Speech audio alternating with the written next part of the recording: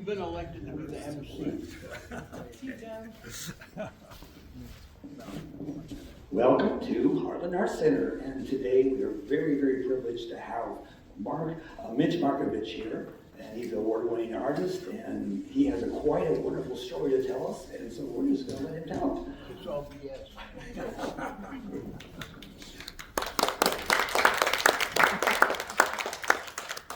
It's so humiliating.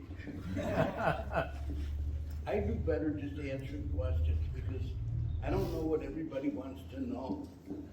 You know, I could go on and on about stuff. Well, Mitch, tell us about how you start out on the railroad. Oh, because I like girls. And I like working commuter trains. And that's how I met my wife. The joke was on me.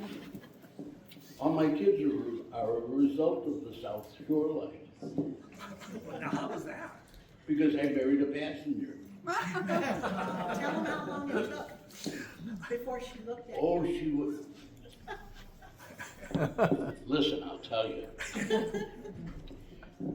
She was really, well, she still is, very attractive. She looked like Mary Tyler Moore. And she worked for Leo Burnett, the advertising agency in Chicago. She also got me a couple of illustration jobs. But she wouldn't speak to me. She said that, you know, we talked about it later, she had a rule. She wouldn't date a trainman, and I said, I got a rule, I wouldn't date a passenger. So we just got married. But for 3 years before I was promoted to engineer, when I was still a trainman, a collector, she would ride in one of my cars on the rear end of the train. And I'd go through collecting, I said thank you to everybody, you know, 'cause I don't want to be rude. You know, I can't just like take money or a ticket and not say thank you. And I'd look at her monthly ticket, I'd say thank you, and she'd look the other way out the window like the Hindenburg was coming in. For 3 years, she wouldn't speak to me. And I just told somebody earlier, for the last 3 weeks, she hasn't been speaking to me either. But in the meantime, I had a big mustache at the time because I would go to New York a lot, and all the Long Island Railroad guys had big mustaches, and all the fire department, everybody had a mustache back then. It was like my leftover from the 70s and the 80s. And I was in that one wreck that was in 1993. And one of the residuals of that was I shaved my mustache off. And then I went back to work, and then all of a sudden, speaking was not a problem. With several people, it turned out they hated mustaches. So I asked her out for lunch, and she said yes, and we went to the corner bakery at Grand and I forgot, Dearborn, I think it's on. And I thought to myself, oy, I'm glad this is just lunch. But as time went on, things changed. And she got me a couple of illustration jobs from Leo Burnett. So that's that. What else? Well, how do you transition from working on the train and to doing art? Oh, that was real easy because I've been doing art all the time, all my life. And I've liked trains, and well, not trains, railroading. And that's a big difference. I've always wanted to be a railroader. I just, in the 50s and the 60s, railroading and the act of railroading was a lot different than it is now because there was no FRA or government futzing. Or you could be real dangerous and get everything cut off, and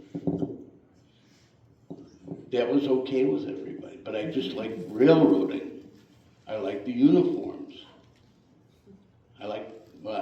I didn't know how much I disliked freight trains until I had to work on them. Because, you know, stupid me, right after art school, I went to the Chicago Northwestern to hire out as a brakeman. I thought, great, I'll get a uniform and I'll move to Waukegan. Ha ha ha, the joke was on me. You gotta work freight for 6 months first. And it was horrible, just horrible. And I was explaining earlier, the first engineer I worked with that was on a through freight, we were called for 9 o'clock at night. I didn't know anybody ever went to work at 9 o'clock at night. That's a goofy time. But we were getting ready to tie onto our train and leave town. And he looked at me, his name was Marty Kubek. He had gone to the Chicago Academy of Art, of all things. And he says, you know, kid, come December, you're gonna wish you was in a warm studio. And we got to going. He closed all the windows in the cab in June, and it was about 80 degrees out, and he turned all the heat up because he had arthritis. And you know, freight locomotives developing a lot of power. It's like that one guy in the tornado movie on YouTube. He says, well, we're on a freight train. If a tornado sounds like a freight train, how are we gonna know if one's coming? Well, they have, they're air aspirated engines, and they make a particular whistling noise. They're like jets and vibrators, dynamos and generators, and the engine's going zzz, and it's hotter than hell in the cab, and I'm sitting behind the fireman, whose name was Einer Hovland. I still remember him. He was dressed up like he was going to the bowling champions banquet. And he just kept combing his hair and smoking Philly cheroots and shining his shoes. I didn't know where he was going. It's 11 o'clock at night and I'm passing out. And eventually I hear, and it's the engineer, Marty Kubik. He says, hey kid, it's my turn to go to sleep. I hope your insurance is paid up. And I looked at my watch. I didn't know there was a 2 o'clock in the morning at that time. You know, what do I know? I want to work suburban trains.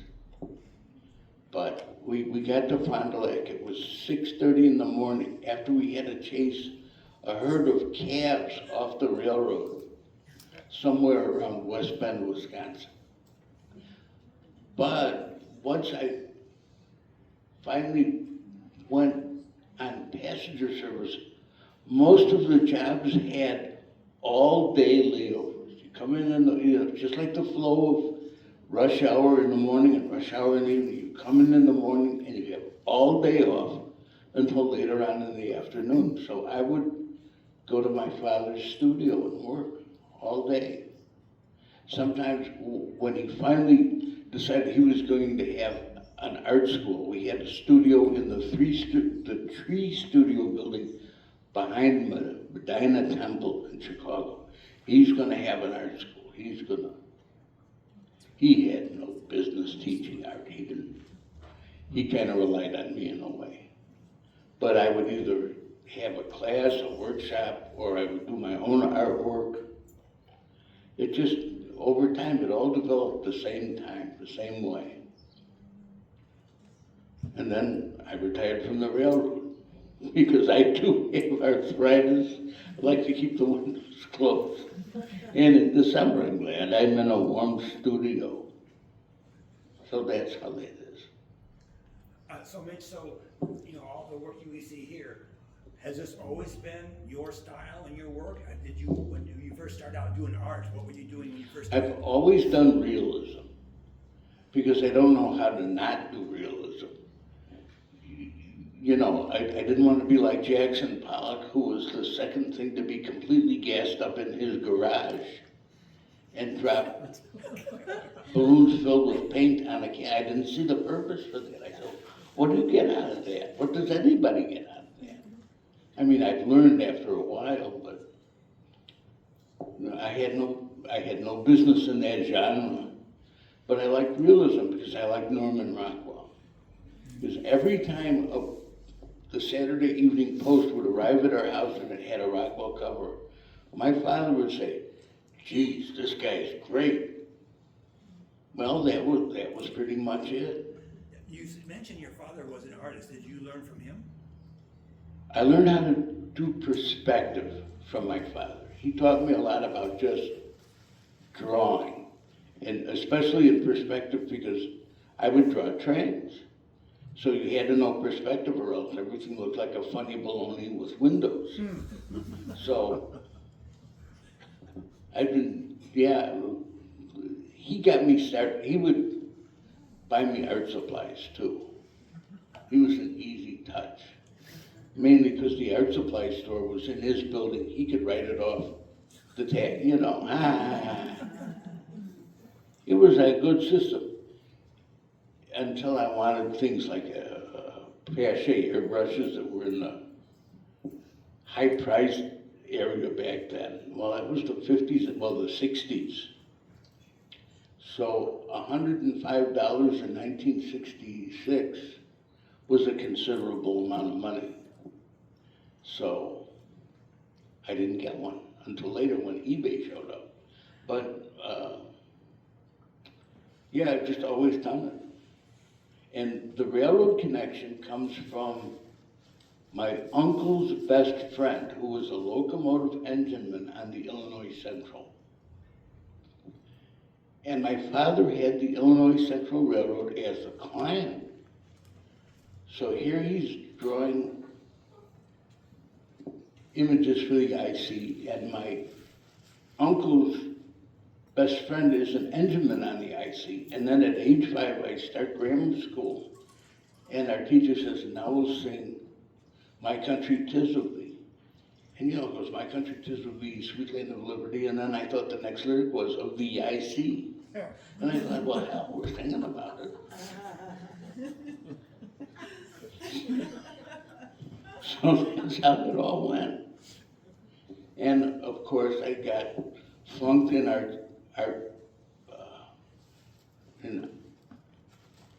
in my art classes because of trains, and I got yelled at by my rabbi for wearing a conductor's uniform most of the time with them. And he told me Jewish boys don't work for railroads, and I said, well, who runs the train in Israel? I said, I bet you we get the garbage too. Well, he didn't like that. So that's pretty much the whole thing. So you were working, were you doing these drawings at the same time you were working? Yes, a number of posters were done in the rear car of my 2 cars on the train. I worked home in the evening when I was on the South Shore line. And I had a little collapsible easel that I could hook on the bulkhead in the center of the car where the center exit is. And I could paint all the, and Renee would come by with lunch.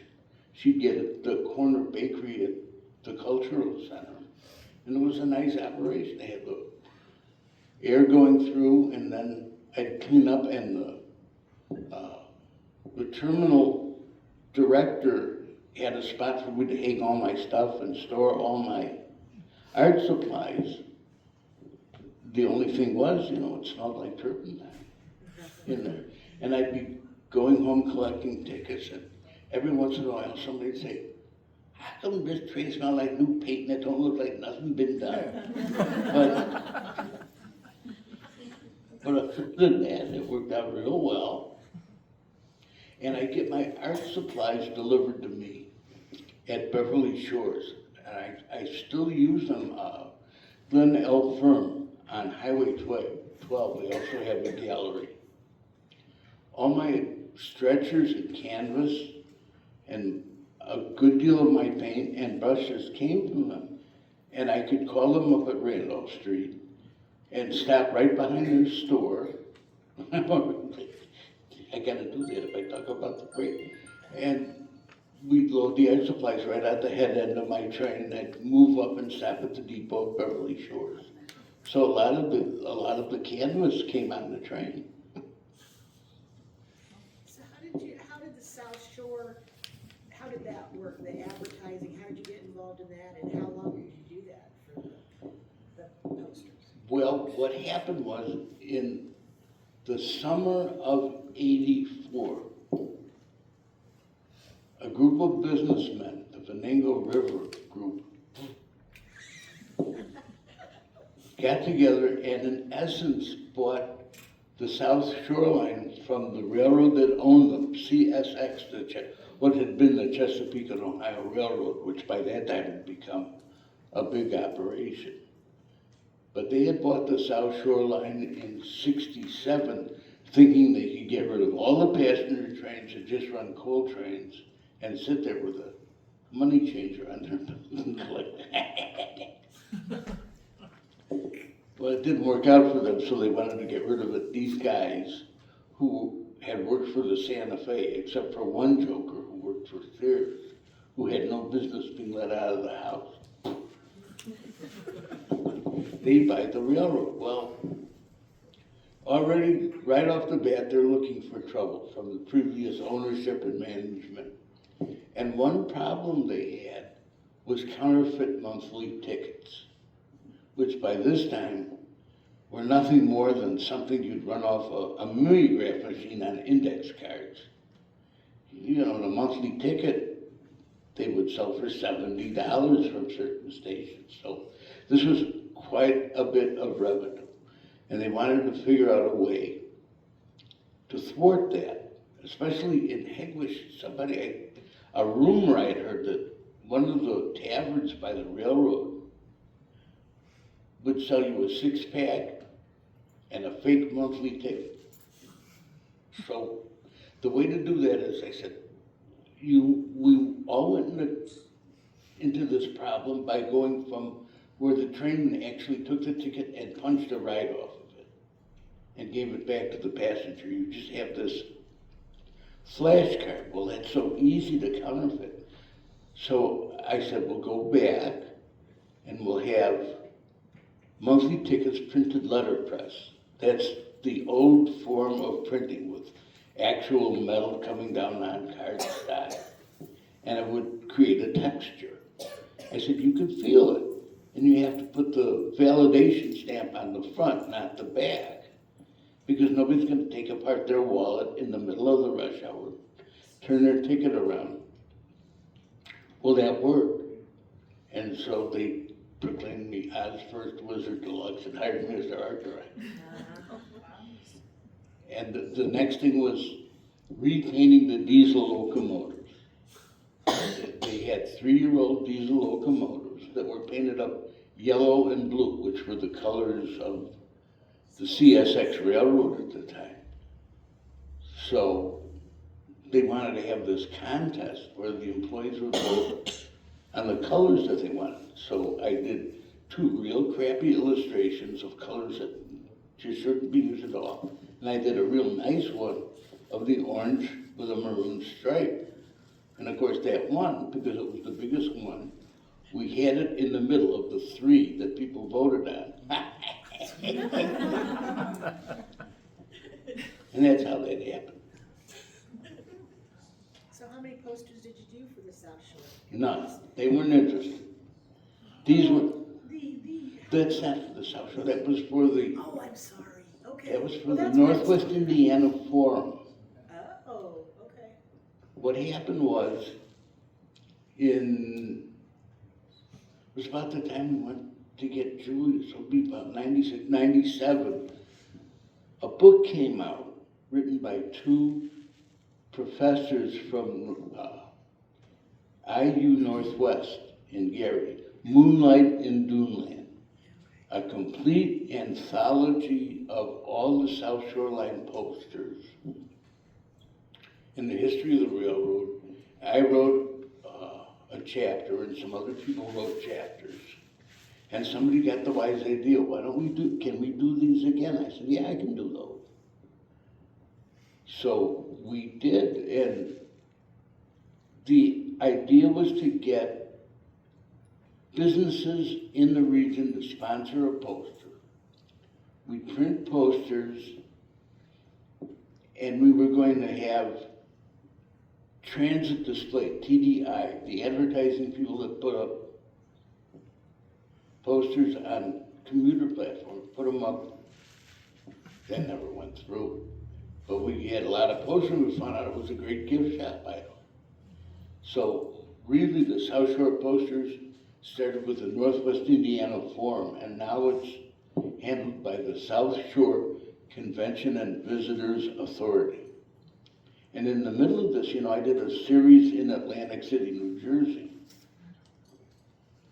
So that's how that happened. And wow. Oh, I was just gonna say, Denny has a No, question. no, I want you to finish. Oh, I was gonna say, this is a horrible business to be in though. Because people say silly things to you at, like Pierogi Fest. My favorite story is this. I used to do Pierogi Fest every year, and I'd have all my posters laid out in my booth. And this couple comes up and they start flopping through them like they're cleaning their kid's bedroom, and they look at my name, and they look at me, and they look at the posters. They said to me, "We've never heard of you before." I said, "Well, that's all right. I never heard of you either." And then they are looking at the posters, and they said, "Have you done this all your life?" And I said, "I don't know yet." But then they asked the question I would get asked a lot back then, is they said, "Will these be worth anything once you're dead?" And I said, "Well, geez, I thought they were worth something now." And that's the question I get all the time. "Is this gonna be worth when you're dead? We can't wait till you're dead." So there it is. I'm gonna ask one more thing about the colors, because they fascinate me, because were the old posters, did you kind of go by the old posters when you made the new ones, or is the color just your interpretation? Because there's so much orange and the purple and, the big vibrant colors. I was just, Well, a lot of that is me, but the laying out of the colors, the original posters when they were reproduced were silk screen and lithographed, because they didn't have large 4-color presses back then. And the posters, when they were produced, and that's the size of a lot of my original oils, were 28 by 42, which was the size of the advertising frames on elevated railway posters. The South Shore at the time being owned by the same company that also owned the Chicago Elevated, the Chicago Ronaldo, and the North Shore Line, People's Gas, Commonwealth Edison, and NIPSCO. So that's why we did them that size. So when I see them reproduced in the book, they had these big, large areas of vibrant color, because when they were reproduced silk screen, they didn't go through a 4-color process where everything is reduced down to a series of dots.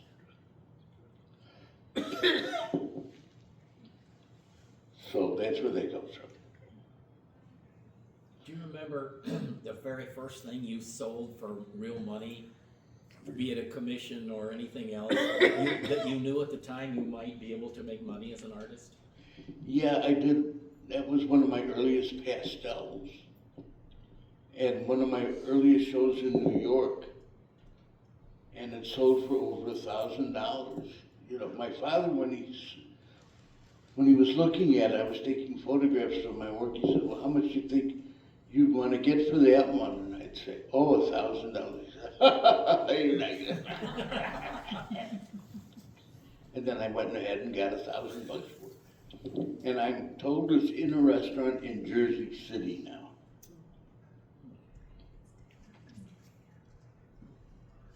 So that's that. Do you still do commissions at all if somebody asks, if it interests you? Well, yeah, I'm working on a commission now. It's been hard to kind of get through because it's not something I'm all that interested in, because it doesn't have a piece of the story of my life. Mm-hmm. It's something I like, but it's not anything that's inside of me. So if we would take you, somebody here would take you someday into the Reese Theater that we passed by on the way here. Oh, that's very interesting. Yeah. And that would be part of your life then, because you've done it within a couple weeks. No, but I've always wanted to do that theater, an evening scene with the marquee all lit up and neon and everything, yeah.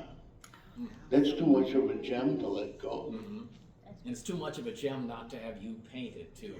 Well, I don't know about that. I'd have to see what they sell at the concession counter. I think they have apple pie and pierogies. Well, then that would do it. And my daughter, when she was young, she used to refer to the concession stand at the Little League game as the confession stand. She also referred to Matthew when he'd go to the audiologist, she'd refer to that as his hearing lessons.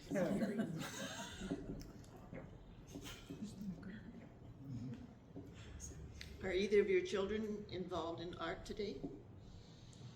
My son is a chef at Enzo's in LaPorte. So, and he's done some artwork, but he's creative. My daughter's the same way too. She's a senior biologist at the fish hatchery in Mishawaka. She graduated with a degree from Purdue in agriculture. Matthew graduated with a degree from Ancilla with a degree in culinary science. I didn't know it was a science. I never saw any beakers in the kitchen, but they're creative, yes. Well, and Julia's in roller derby too. Of all things.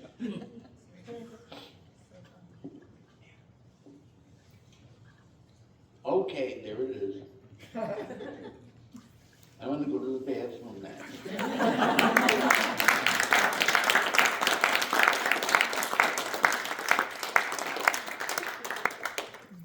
One last thing, almost everything that's on the wall is for sale, correct? You betcha. Everything got a price tag. Except that one back there with the electrolyte on it. And The then first. the what's that called, the car, the parlor car, right? No, that's for sale. Wow, okay. That's news, good, okay. I think that's what she played though, I'm not sure too. We weren't sure either, but we can figure it out. You can let us know.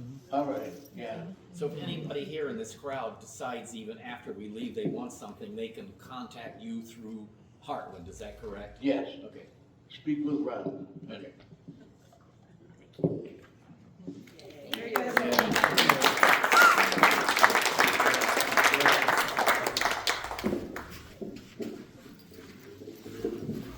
I don't want to get up. It's a nice chair. Put on family classics on TV. You get me an elbow.